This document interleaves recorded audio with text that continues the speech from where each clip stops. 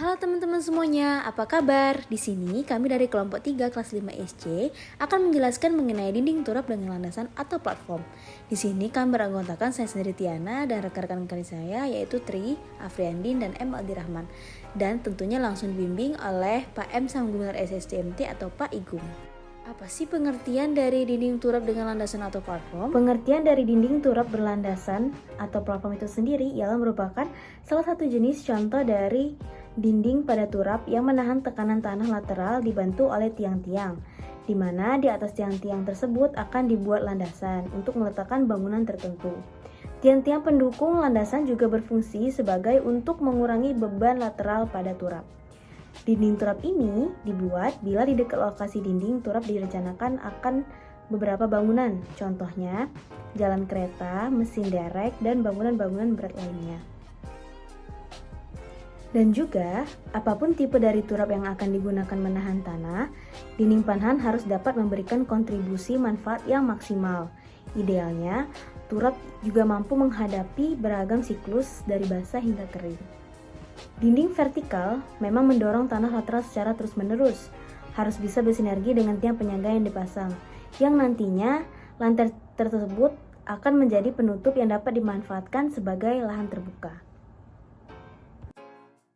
Dan untuk gambar detail untuk turap itu bisa dilihat pada di slide berikut ini, yang mana yang saya akan jelaskan ialah landasan yang dimasukkan pada dinding turap tersebut ialah landasan yang ada di atasnya.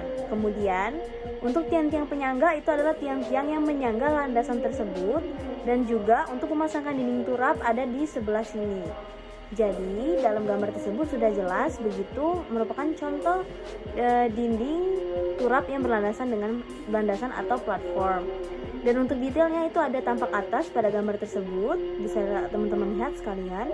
Itu ada sel-sel yang berisi pasir. Lalu untuk tampak samping juga bisa dilihat detailnya. Itu ada namanya tanggul penahan, yaitu untuk menahan landasan tersebut. Selanjutnya, Aldi akan menjelaskan mengenai manfaat atau fungsi dari dinding turap dengan landasan atau platform. Umum, semua jenis retaining wall memiliki fungsi dan manfaat yang sama.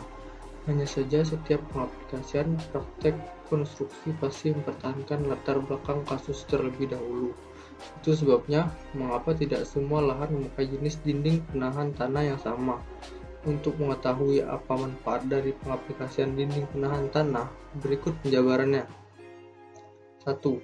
Seperti yang telah disebut di awal, fungsi utama dari dinding penahan tanah adalah menahan tekanan lateral tanah aktif yang dapat berpotensi menyebabkan terjadinya keruntuhan lahan, misalnya seperti tanah longsor. 2. Selain tanah, retaining wall juga berguna untuk menahan tekanan lateral air yang berpotensi menyebabkan terjadinya keruntuhan tanah, terutama akibat tekanan air yang besar. Serta 3. Mencegah terjadinya proses pembesaran air yang diakibatkan oleh elevasi air tanah yang cukup tinggi. Terlebih, dinding penahan tanah juga berfungsi dalam proses dewatering, yaitu dengan memotong aliran air pada tanah. 4. Untuk menahan geseran tanah yang permukaan tidak rata, supaya tidak menyebabkan longsor tanah dari permukaan yang lebih tinggi ke permukaan yang lebih rendah. Kemudian ada kelebihan dan kekurangan dari dinding jenis yang satu ini yang sesaat lagi akan dijelaskan langsung oleh saudara kita yaitu Afriandin. Berikut ini adalah kelebihannya. 1. Proses pembuatannya mudah dan cepat proses. Pembuatan turap relatif lebih mudah dan cepat.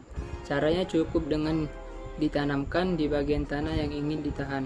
Biasanya sudah ada alat khusus untuk menancapkan turap-turap ini, khususnya untuk jenis turap baja yang mempunyai ketahanan paling tinggi. Meskipun harganya mahal, alternatifnya yaitu turap yang terbuat dari beton pracetak atau beton precast.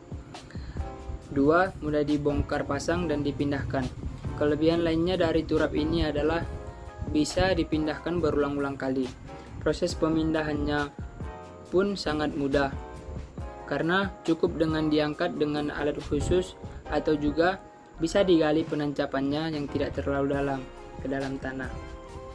Membuat turap ini bersifat portable. 3. efektif diterapkan pada jenis tanah ringan. Pembuatan turap ini digunakan untuk jenis-jenis tanah yang ringan. Kondisi yang cocok untuk penggunaan turap ini adalah jenis tanah yang tidak berbatu dengan tekanan air yang tidak terlalu besar. Berikut ini kekurangannya. 1. Efektif untuk jangka pendek. Turap tidak bisa digunakan dalam jangka waktu yang lama. Konstruksi ini hanya bisa digunakan untuk menahan tanah saat pengerjaan konstruksi bangunan seperti pembuatan fondasi, penggalian, dan lain sebagainya. Sehingga setelah semua pengerjaan konstruksi selesai, biasanya turap tidak digunakan lagi sebagai penahan tanah. 2. Menahan tekanan tanah hanya sebagian permukaan.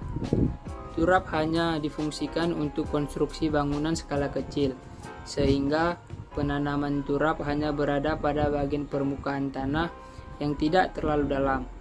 Ketika dilakukan penggalian tanah lebih dari dalam kedalaman turap, maka kemungkinan turap tidak mampu menahan rembesan air maupun tekanan tanah yang jauh lebih besar di kedalaman yang tidak terlalu jauh. Lalu kita sampai di penghujung. Yuk simak penjelasan Amar berikut ini. Dari dinding turap dengan landasan.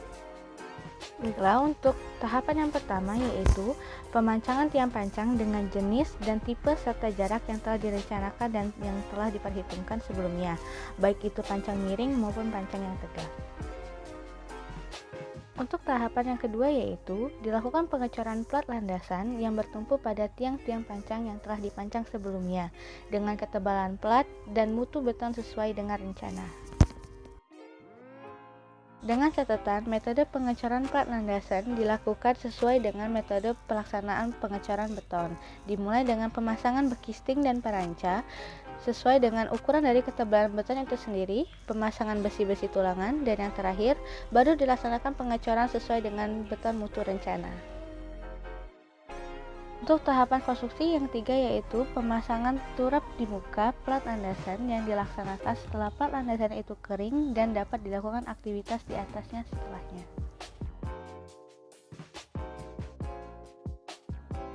Baiklah, selesai sudah pemaparan dari kelompok kami. If you have some question, just open your mic and talk to us. Thank you.